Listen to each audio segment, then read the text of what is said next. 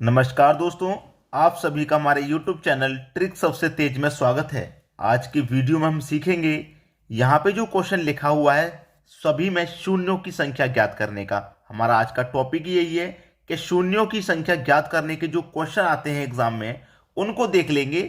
सभी टाइप के क्वेश्चन रखे गए हैं तो पूरा वीडियो देख लेंगे, शून्य से संबंधित सभी क्वेश्चन आपके क्लियर हो जाएंगे। तो चलिए स्टार्ट करते हैं। 1 मल्टीप्लाई 2 मल्टीप्लाई 3 मल्टीप्लाई 4 मल्टीप्लाई, इस तरीके से मल्टीप्लाई हमारा कहां तक हो रहा है? 20 तक। 1 से लेकर हम 20 तक लगातार सभी संख्याओं का मल्टीप्लाई करेंगे तो उसमें शून्यों की संख्या कितनी होगी ये कह रहा है। ठीक है, चलिए कितनी संख्या भैया? 1 से लेकर 20 तक 20 संख्या है। 20 संख्या है। हमेशा याद रखना, हमेशा के लिए बता रहा हूं, हमेशा कोई चीज जब हम हमेशा के लिए कह देते हैं तो वहां पे हमेशा उसी चीज का इस्तेमाल होता है। हमेशा 5 से डिवाइड करना है, 5 से। तो 5 से मैं डिवाइड कर दूंगा 20 में, कितनी बार जाएगा? 4 बार में जाएगा। इसका मतलब कितने जीरो आएंगे? 4 जीरो आएंगे, 4 शून्य आएंगे। ये आपका आंसर हो गया। ठीक है, 4 शून्य आए हैं। डी ऑप्शन बिल्कुल सही। ठीक है, यहां तक किसी को कोई दिक्कत नहीं। ये तो एक साधारण क्वेश्चन था जो आसानी से हो गया। चलिए अब देखते हैं अगला प्रश्न। अगला सवाल है 1 मल्टीप्लाई 2 मल्टीप्लाई 3 मल्टीप्लाई 4, ऐसे ही कहां तक जा रहा है? ये मल्टीप्लाई 80 तक जा रहा है। पहले क्वेश्चन था उसमें 20 तक जा रहा था, ये जो क्वेश्चन है इसमें 80 तक जा रहा है। लगातार संख्याएं पहले के जैसे, तो 80 तक संख्याएं लगातार, तो 80 ले लेंगे। डिवाइड हमेशा 5 से करना है।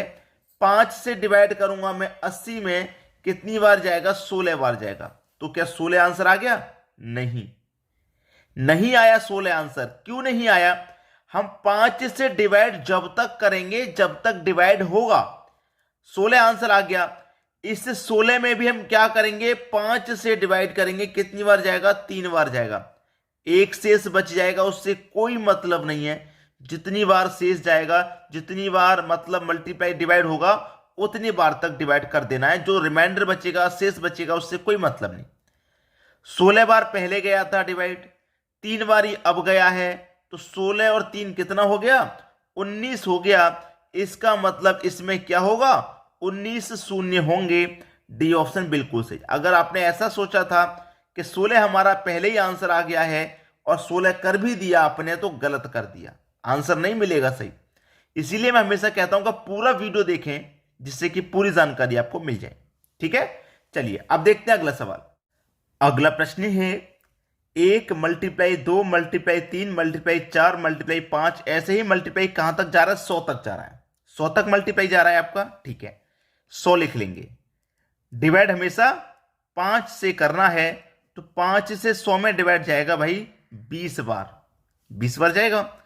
अभी देखिए 20 में फिर से डिवाइड जा सकता है 5 का, कितनी बार? 4 बार।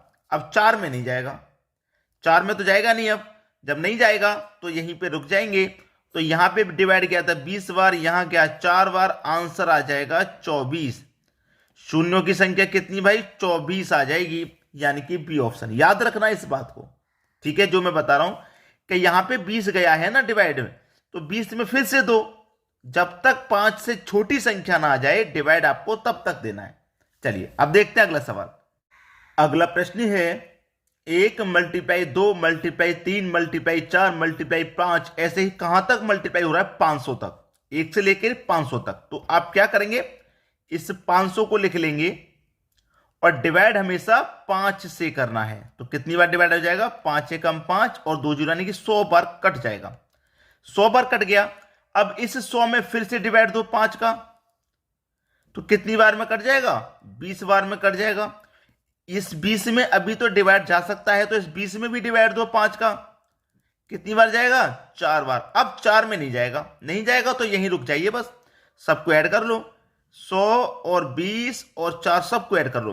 100 और 20 120, 4 जोड़ देंगे तो 124, यानी कि कितने शून्य हो जाएंगे भाई? 124 हो जाएंगे। यही हो जाएगा आपके क्वेश्चन का बिल्कुल सही जवाब, यानी कि बी ऑप्शन क्या हो जाएगा? बिल्कुल सही जवाब हो जाएगा आपके प्रश्न का। आसान है कि नहीं? चलिए अब देखते हैं अगला सवाल। अगला प्रश्न है 2 मल्टीप्लाई 4 मल्टीप्लाई 6 मल्टीप्लाई 8 मल्टीप्लाई 100, शून्यों की संख्या ज्ञात करनी है। अब यहां पे आप ध्यान लगाइए, पहले हम जो क्वेश्चन देख रहे थे वो 1 2 3 4 5 यानी कि 1 से मल्टीप्लाई स्टार्ट होता था, 100 तक जाता था, 20 तक जाता था, 80 तक जाता था, 500 तक जाता था। लेकिन यहां पे वो लगातार संख्या होती थी, लेकिन ये सम संख्या है। 2 4 6 8 ये क्या है? सम संख्या है। और 100 तक की उसने बात की। तो जब ये सम संख्या है, 100 तक जा रहा है, तो 100 में क्या होगा? 50 सम संख्या होगी और 50 ही विषम संख्या हो जाएगी।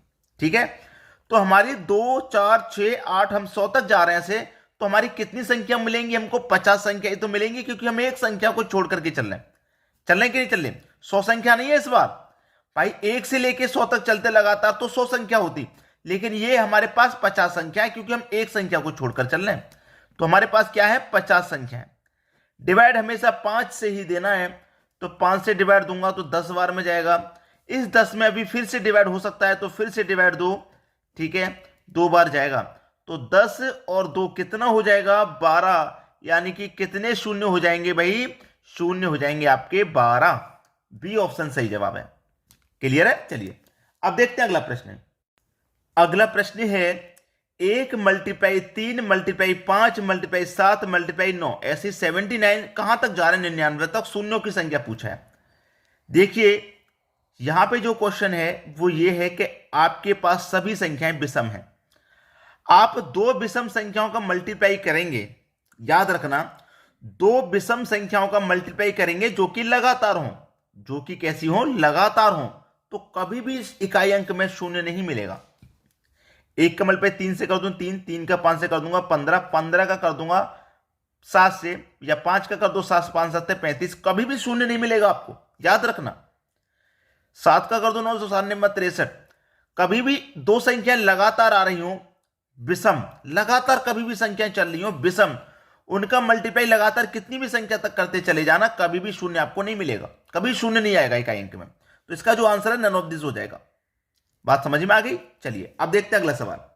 अगला सवाल है 1 का स्क्वायर, 2 का स्क्वायर, 3 का स्क्वायर, 4 का स्क्वायर, 5 का स्क्वायर, 10 के स्क्वायर तक जा रहे हैं। अब शून्य की संख्या पूछ रहा है क्या है। अगर यहां पे हमें स्क्वायर नहीं दिए होते तो कैसी संख्या होती? 1 मल्टीप्लाई 2 मल्टीप्लाई 3 मल्टीप्लाई 4 मल्टीप्लाई 5, ऐसे कहां तक मल्टीप्लाई होता है? 10 तक। तो 10 संख्या होती कि नहीं?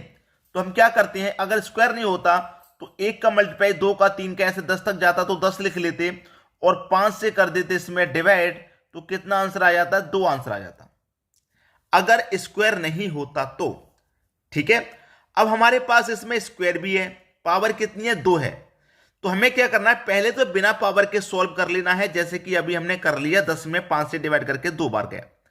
अब हमारे पास पावर है ना, स्क्वायर है 2, 2 पावर है ना, तो ये जो आंसर आया है ना, इसका मल्टीप्लाई आप 2 से कर दोगे। जो पावर होगी ना उससे, जो आंसर आएगा ना उसका मल्टीप्लाई पावर से कर देंगे, यानी कि 2 पावर है तो 2 से कर देंगे, आंसर आ जाएगा 4। कितने शून्य हो जाएंगे भाई? 4 हो जाएंगे।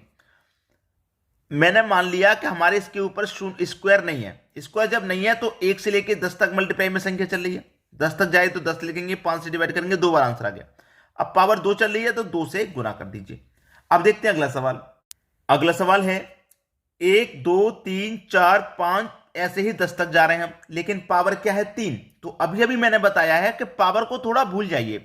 1 से लेके 10 तक संख्या है ना, तो 10 लिखो, डिवाइड कितने से? 5 से करो, कितनी बार जाएगा? 2 बार।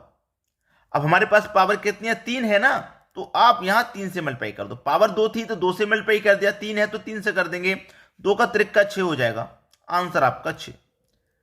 ये आपका बिल्कुल सही जवाब हो गया, पहला ऑप्शन बिल्कुल सही। क्लियर है? चलिए अब देखते हैं अगला सवाल। अगला सवाल है 2 4 6 500 तक जा रहे हैं, शून्यों की संख्या क्या होगी? सम संख्याओं वाला है क्वेश्चन, मैंने बता दिया है, ऐसा क्वेश्चन बता दिया है। अब मैं एक क्वेश्चन आपको देता हूं होमवर्क के लिए, ठीक है, घर से करने के लिए, और वीडियो को क्या करना है, आपको शेयर कर देना है। ये जो क्वेश्चन है ये आपको होमवर्क है, ठीक है, होमवर्क। अब वीडियो कैसा लगा? आपको बेहतरीन लगा तो और लोगों को भी बेहतरीन लगेगा, आप उसको शेयर करके और लोगों तक भेजिए तो सही। आपका बस इतना काम है कि शेयर करना है और लाइक कर देना है, बस, ठीक है, इतना काम आपको करना, लाइक और शेयर। और ये क्वेश्चन होमवर्क के लिए 4 ऑप्शन है आपके पास, कौन सा ऑप्शन सही जवाब है कमेंट करके बताइएगा। ठीक है दोस्तों, धन्यवाद।